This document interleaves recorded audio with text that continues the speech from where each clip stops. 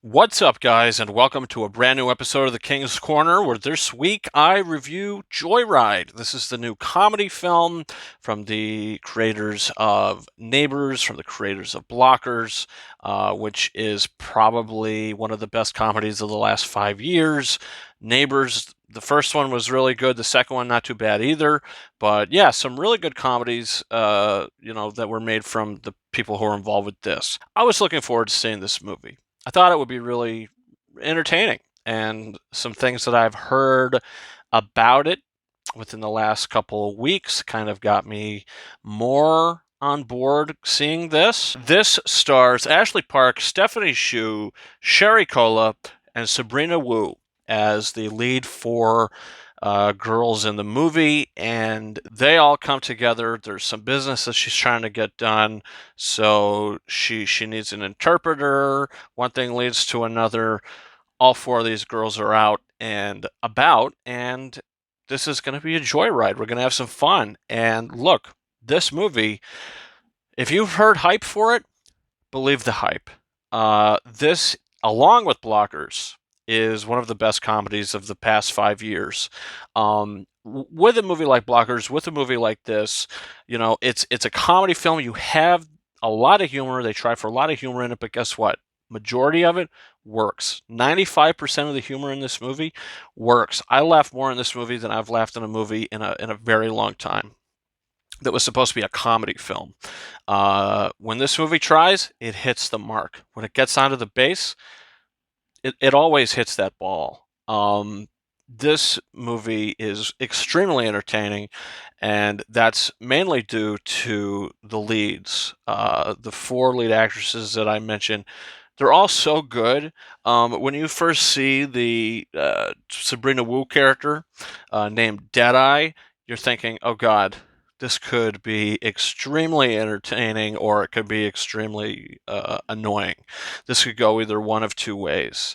So I was a little nervous when you see the character for the first time, but as the film goes on, this person has such a likability, and the writing was really good, and the performances were really good, and that character has a lot of funny moments in the film, and ultimately, I like the character. Didn't annoy me.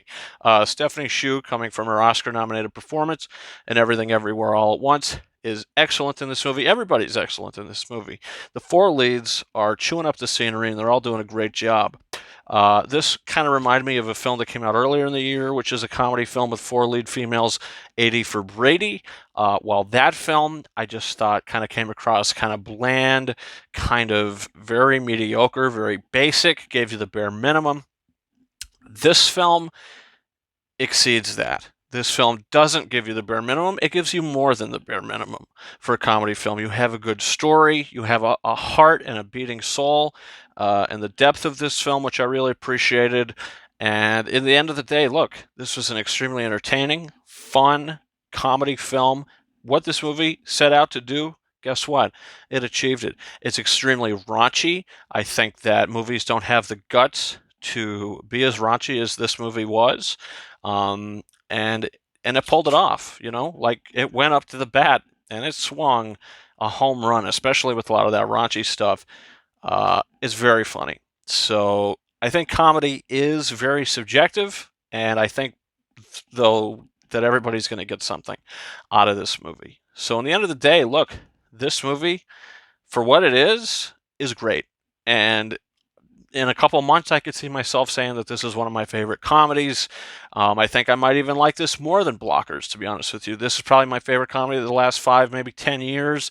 This is a very good film. It only gets a little slow in the middle, like the second act of the movie. It maybe slows down for maybe 5 or 10 minutes. But other than that, the movie has a really good pace to it, has a really good heart and soul. The acting is good, the humor works, and this movie is a winner. And it's going to be one of my favorite movies of the year so far, and it's a 4.5 out of 5-star movie for me. And yeah, I'm really surprised to say it, but I love this movie, and I do highly recommend it if you want to go see a good comedy, raunchy comedy. this movie I think is going to have something for you. So comment down below. Do you plan on seeing this? Did you see it already? Leave that down below. Also, don't forget to hit that subscribe button if you haven't done so already for future episodes of The King's Corner. Trying to catch up on all these smaller films.